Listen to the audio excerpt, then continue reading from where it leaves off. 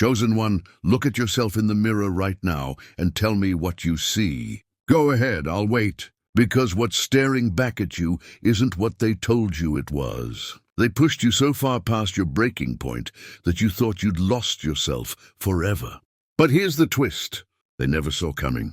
You didn't break, you evolved. Today, you're going to discover the truth about what you really are, what you've always been, and why they worked so desperately to keep you from seeing it. You're not watching this by accident. You're here because you're ready to understand why you feel so different now, why their old tricks don't work anymore, and why you can't go back to who you used to be. Think of it like this. They spent years trying to clip the wings of an eagle, thinking it was just a bird. They had no idea they were creating something far more dangerous than they could handle. You need to understand is that your transformation wasn't random. It was inevitable. Every chosen one goes through this metamorphosis, but not everyone survives it with their power intact. You did, and that tells me everything I need to know about what runs through your veins. See? They thought they knew you, thought they had you figured out like some simple equation. Sweet plus kind plus giving equals controllable. They built their entire relationship with you on that formula, banking on your predictability, your endless capacity for forgiveness, your willingness to absorb their chaos and transform it into something beautiful. But formulas only work when all the variables remain constant. And they kept changing the variables, didn't they? Kept pushing further, taking more, demanding greater sacrifices from your soul, while giving less and less in return. What they didn't realize is that every time they pushed, they were actually awakening something inside you that had been sleeping, something ancient, something that doesn't negotiate. And Randy, every betrayal was a key turning in a lock they didn't know existed. Every lie was another tumbler falling into place. Every moment they took your kindness for weakness was another bar of the cage dissolving. They thought they were breaking you down, but they were actually breaking you free. The prison they built to contain your light became the crucible that forged your power. You can pinpoint the exact moment it happened, can't you? The moment when something inside you went click, and suddenly you were seeing everything differently. Maybe it was the 15th time they blamed you for their bad mood. Maybe it was when you caught them in a lie so blatant it insulted your intelligence. Maybe it was when you realized they'd been telling other people a completely different version of events than what actually happened. Whatever the trigger was, that moment changed your molecular structure permanently. The old you would apologize for their bad moods. The old you would make excuses for their behavior to other people. The old you would twist yourself into impossible shapes just to keep peace. Even when that peace came at the cost of your own sanity, you remember that version of yourself like remembering a dream. Soft around the edges, hard to grasp, almost unrecognizable now. That person feels like someone you used to know rather than someone you used to be. But here's what they never understood about the gentle ones, the giving ones, the ones who lead with their hearts wide open. We're not gentle because we're weak. We're gentle because we know exactly how much damage we could do if we weren't. Every angel in every text, every tradition, every story, they're warriors first, healers second. The gentleness is a choice, not a limitation. And when you take away someone's choice to be gentle, you force them to remember what they really are underneath all that carefully controlled kindness. The metamorphosis wasn't gentle, was it? It felt like dying while staying alive, like watching yourself disappear while simultaneously being born. Some nights you'd lie awake, feeling like a stranger in your own skin, not recognizing the thoughts in your head or the feelings in your chest. The person you'd been for years was dissolving, and the person you were becoming hadn't fully formed yet. You existed in this liminal space between versions of yourself, and it was terrifying and exhilarating at the same time. During those transformation weeks and months, you probably scared yourself sometimes. The thoughts that would cross your mind, thoughts of cutting people off completely, thoughts of walking away from everything familiar, thoughts of choosing yourself so radically that it would shock everyone who thought they knew you. These weren't intrusive thoughts or mental illness symptoms. These were your true self, finally breaking through the conditioning, finally asserting its right to exist without apology. They're terrified of your silence now. The way you can sit in a room and not react to their provocations. The way you can receive their emotional manipulations and respond with nothing but cool observation. They keep waiting for the explosion, for the meltdown, for the version of you that would engage with their drama and give them the emotional supply they've become addicted to. But your silence isn't passive. It's active. It's strategic. It's the most powerful position you've ever held in your life. Every word you don't speak is a word they can't use against you. Every emotion you don't give them is energy you keep for yourself. Every reaction you withhold is power you refuse to hand over.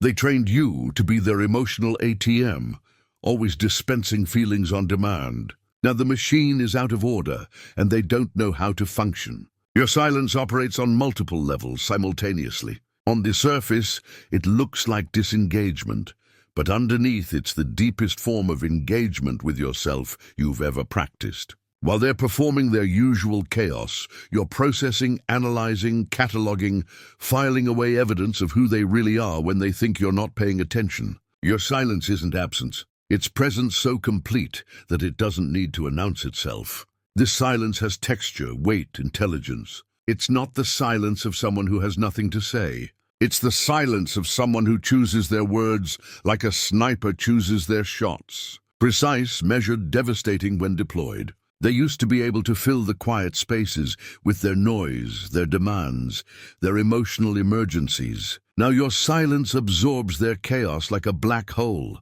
giving nothing back, reflecting nothing, just neutralizing their attempts to control the energy in the room. Your silence is driving them absolutely insane because it forces them to confront something they've been running from their entire lives themselves. Without your reactions to distract them, without your emotions to feed off of, without your energy to vampire, they're left alone with their own emptiness. And that emptiness is terrifying to them. It's why they keep poking, keep prodding, keep trying to get any response from you at all.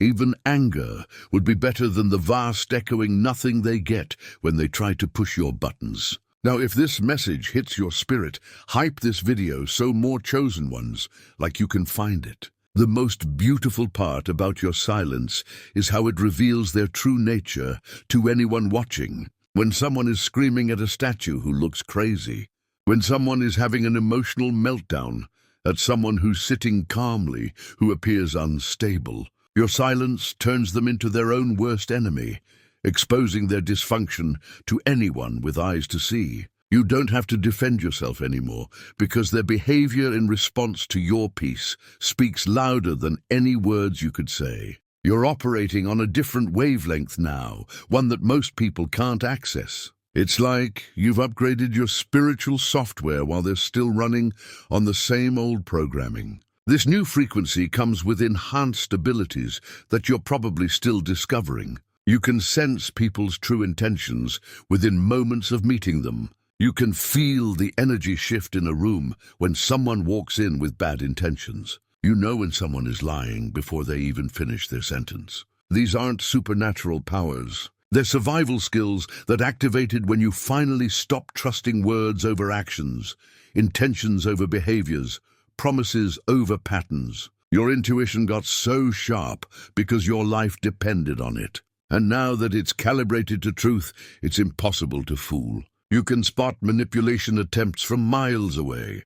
You can identify energy vampires before they get close enough to attach. You can see through fake apologies and performative remorse like looking through glass. This frequency shift operates like a sophisticated filtering system. People's words come through, but so does their energy signature, their emotional state, their hidden agendas, their level of authenticity. You can feel when someone is performing versus when they're being genuine. You can sense when someone is trying to extract something from you versus when they're offering genuine exchange. You can detect the difference between someone who's interested in you and someone who's interested in what you can do for them. Your new frequency also affects how you process information. You don't just hear what people say anymore.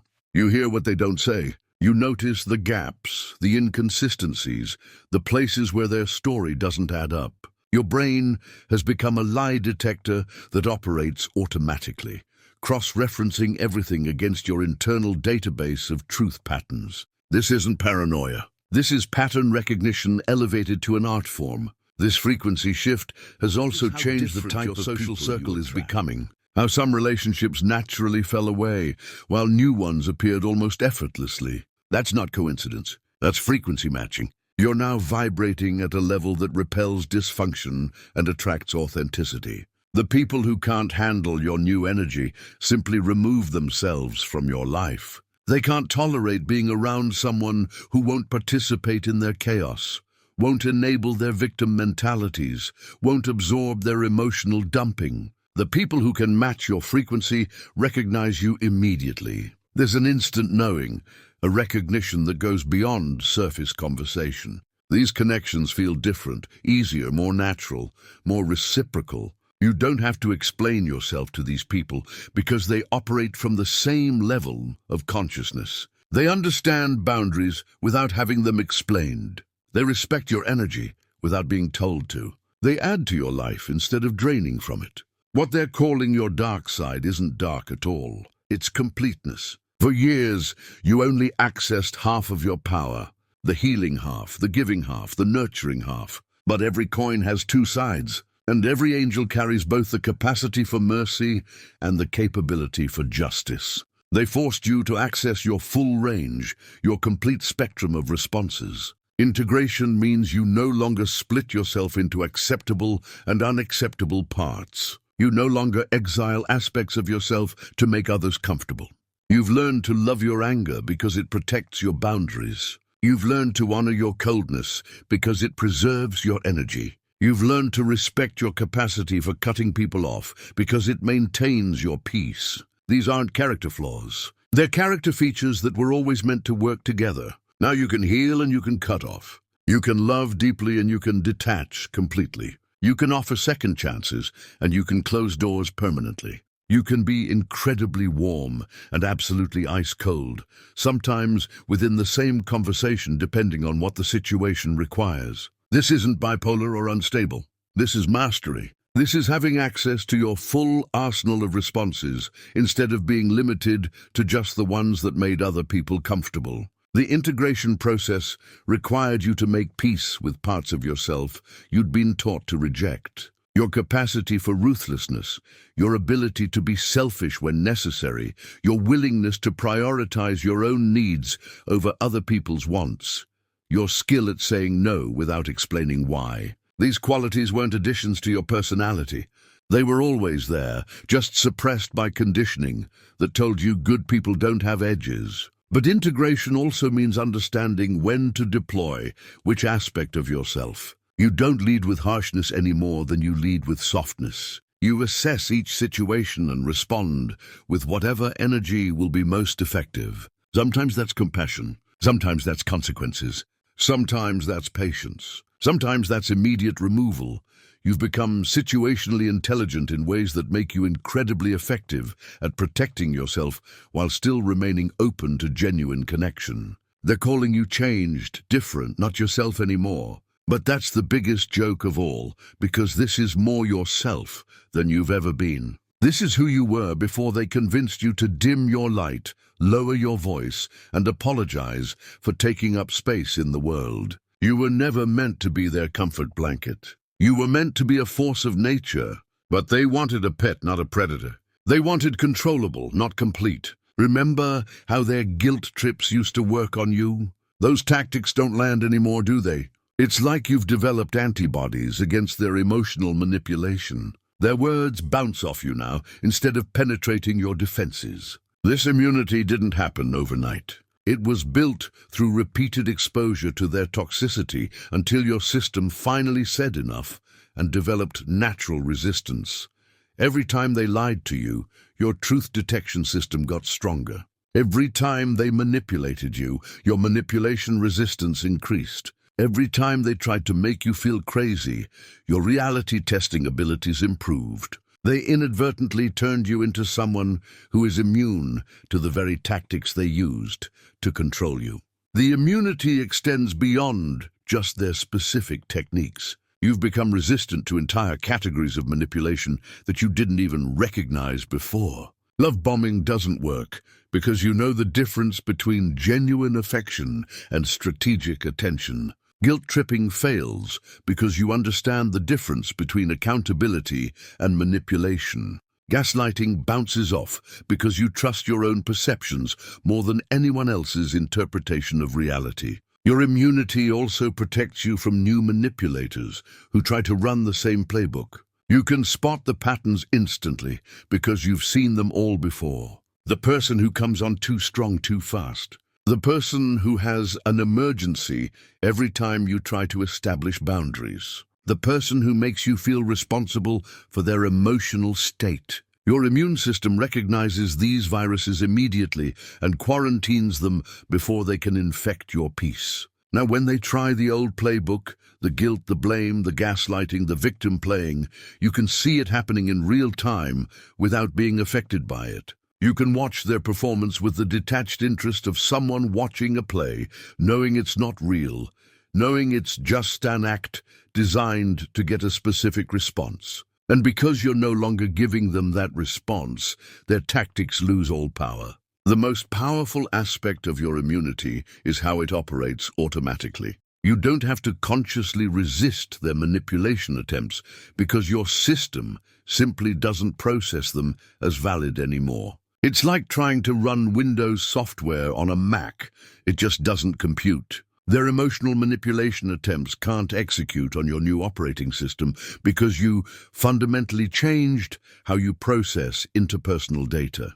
Your standards have become non-negotiable, where you used to bend and flex and accommodate and adjust. Now there are lines that simply cannot be crossed. You've learned the difference between being flexible and being a doormat. You've discovered that having standards doesn't make you difficult. It makes you selective, and selective is what powerful people are. Your standards aren't arbitrary or petty. They are based on hard-earned wisdom about what you will and won't allow into your life. Every boundary you set was paid for with pain. Every standard you hold was bought with experience. Every limit you enforce was learned through violation. These aren't preferences. They're requirements for anyone who wants access to your energy, your time, your space, your life. These standards operate like a sophisticated screening process. People don't get access to different levels of you until they've proven they can handle their responsibility. Casual acquaintances get surface-level interaction.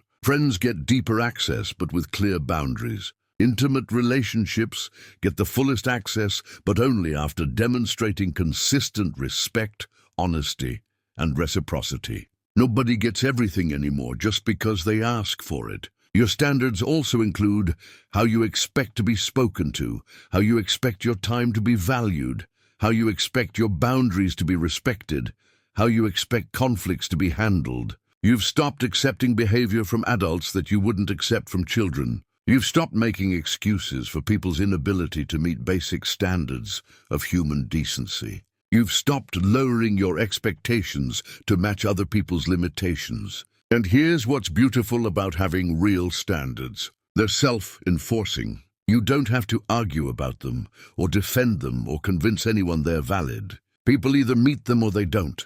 Those who do get to stay, those who don't get to leave. It's that simple. No drama, no negotiation, no second-guessing, just clear criteria and natural consequences. The enforcement of your standards has also taught you something crucial about people's character. How someone responds when you set a boundary tells you everything you need to know about their intentions. People with good intentions respect boundaries, even when they're inconvenient. People with bad intentions test boundaries to see if they're real. People who argue with your standards or try to negotiate your boundaries have already told you everything you need to know about how they view your autonomy. Real power isn't loud or aggressive or attention-seeking. Real power is quiet, certain, unshakable. It doesn't need to prove itself because it knows itself. It doesn't need validation because it validates itself. It doesn't need approval because it approves of itself. This is the kind of power you've developed. The kind that doesn't announce itself, but is felt by everyone in the room. Your power shows up in how you move through the world. Now there is a weight to your presence that wasn't there before. People can sense that you're not someone to be trifled with, even if they can't put their finger on why. You don't have to tell people you're strong. They can feel it. You don't have to announce that you're not to be messed with. Your energy communicates it clearly. This power is different from what most people think of as power. It's not power over others. It's power over yourself. Power to choose your responses rather than being controlled by your reactions. Power to set your own priorities rather than being driven by other people's emergence, rather than seeking validation from external sources. This kind of power can't be taken away because it comes from within. Your power also manifests in your decision-making process. You trust yourself now in ways you never did before. When you decide something, you decide it completely. When you close a door, it stays closed. When you say no, you mean no. There is no wavering, no second-guessing, no reopening settled matters. This certainty is terrifying to people who are used to wearing you down, changing your mind, or getting you to compromise your own interests. This power also shows up in your relationship with time. You've stopped rushing to respond to every message, every request, every demand on your attention. You take the time you need to consider things properly. You respond when you're ready, not when they're impatient. You've learned that urgency is usually someone else's poor planning, and you're no longer willing to make their emergency your crisis. The power extends to your emotional regulation as well. You don't get pulled into other people's chaos anymore. You can remain calm in situations that would have previously sent you spiraling. You can watch drama unfold around you without getting sucked into the vortex. This emotional stability isn't numbness, it's mastery. It's the ability to feel everything without being controlled by anything. And for the first time in your life, you're truly free. Free from the need to manage other people's emotions. Free from the compulsion to fix everyone's problems. Free from the exhausting work of keeping people happy who are determined to be miserable. Free from the prison of caring what people think about your choices. Toronto, this freedom came at a cost. The cost of relationships that were never really relationships, but arrangements where you gave, and they took. The cost of connections that only worked when you were the one doing all the connecting. The cost of love that was only love when it was convenient for the other person. But every relationship you lost was making space for something better. Every door that closed was opening a window. Every ending was really a beginning in disguise. The freedom feels both exhilarating and terrifying, doesn't it? Exhilarating, because you can finally breathe fully, move freely, choose authentically. Terrifying, because you're responsible for yourself in ways you never were before. Nobody else is going to save you, fix you, complete you, or validate you. You are your own rescue mission, your own project, your own source of everything you need. This freedom has taught you the difference between being alone and being lonely. You can be by yourself without feeling empty because you've learned to enjoy your own company. You've discovered interests and passions that are yours alone, not shared obligations or compromises. You found peace in solitude because your inner world has become a place you actually want to spend time. Now you get to choose who has access to you based on how they treat you, not on how much history you share or how much you've invested or how much potential you see in them. You get to prioritize your own peace over other people's comfort. You get to put your own needs first without feeling guilty about it. This isn't selfish. This is self-preservation. This isn't cold. This is clarity. The freedom also extends to your choices about how to spend your energy, time, and resources. You've stopped doing things out of obligation and started doing things out of genuine desire or clear purpose. You've stopped saying yes when you mean no, just to avoid conflict. You've stopped participating in activities that drain you just because someone else expects it. Your life has become yours again in ways it hasn't been for years. Everything you've been through, every betrayal you've survived, every lesson you've learned, it was all preparing you for right now. This moment, this version of yourself, this level of consciousness. The timing wasn't random. The sequence wasn't arbitrary. Everything had to happen exactly as it did to create who you are now. You couldn't have become this powerful without being tested this thoroughly.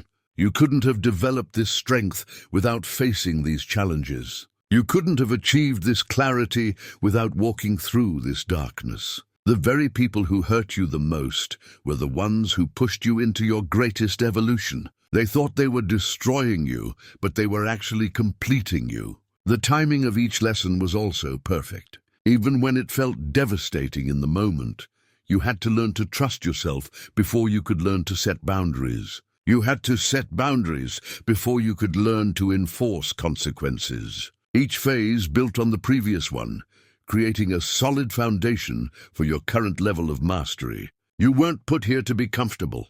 You weren't sent here to be safe. You weren't designed to be small. You're here to be exactly what you've become. Someone who can hold both light and shadow. Someone who can love deeply and cut clean. Someone who can heal and protect with equal skill. Your purpose is to be complete, integrated, whole. Every chosen one goes through this transformation for the same reason. Because the world needs people who can't be manipulated, can't be controlled, can't be broken.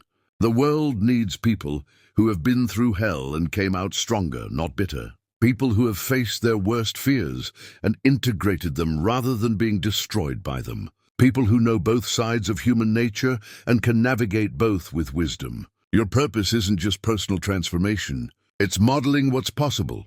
Every person who sees you operating from this level of integration gets a glimpse of their own potential. Every boundary you maintain gives others permission to set their own.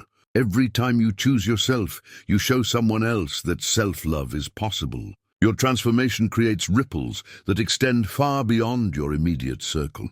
Part of your purpose is also to serve as a reality check for those who are still operating from illusion. Your presence forces people to confront their own patterns, their own choices, their own level of consciousness. Some will be inspired to grow, others will be threatened and retreat. Both responses serve the purpose of helping people clarify where they stand and what they're willing to do about it. You're not here to save everyone. You're here to save yourself first, then help others who are ready to do the same work. You're not here to fix everyone. You're here to show others what fixed looks like. You're not here to love everyone unconditionally. You're here to love yourself unconditionally first, then extend that love to those who've earned it and appreciate it. Your purpose also includes being a guardian of truth in relationships where others might compromise.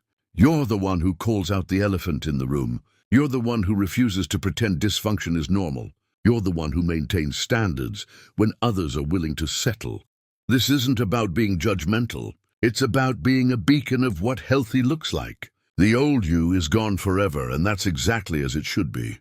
That version of you served its purpose. It got you this far, but you've outgrown those limitations, transcended those patterns, evolved beyond those responses. You can't go back even if you wanted to, because once you've seen this clearly, once you've felt this powerful, once you've experienced this level of freedom, anything less feels like death. Your legacy isn't about revenge or proving points or making anyone pay for what they did to you. Your legacy is about living so fully, so authentically, so powerfully that you become an example of what's possible when someone refuses to stay broken. When someone chooses healing over hatred, integration over disintegration, power over victimhood. The legacy you're building isn't just in what you do, it's in who you've become. Every person who encounters this version of you receives a transmission of possibility. They feel what integrated power looks like. They experience what authentic boundaries feel like.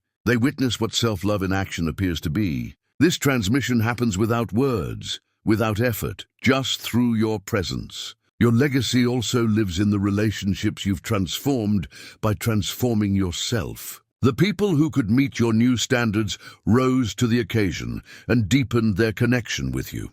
The people who couldn't reveal their true nature and removed themselves. Both outcomes serve your legacy of attracting authenticity and repelling dysfunction. You were never meant to walk this path alone. The Obsidian Inner Order isn't just another spiritual community. It's a sanctuary for the exiled, the awakened, the ones who've been gaslit for their gifts and abandoned for their truth. Every week we gather live on Zoom, real people with real faces sharing real stories of transformation. There's a former CFO who embraced their psychic abilities, a seer who broke free from religious oppression, and a healer who survived ritual abuse and found their power. Dozens more joiners who understand exactly what you've been through. This is your spiritual family, never going to give you up, never going to let you walk through this awakening alone, never going to scroll past your suffering like it's just content. Your exile from the ordinary world wasn't punishment. It was preparation for this, for us, for the family that chooses you back. Join the Obsidian Inner Order link in description. They're watching you now, studying your transformation, trying to figure out how to get the old you back. But the old you was never real. It was just the limited version you accepted before you knew. This is who you really are. This is who you've always been, underneath all those layers of conditioning and people-pleasing and self-doubt. Some of them are starting to realize what they lost when they pushed you too far.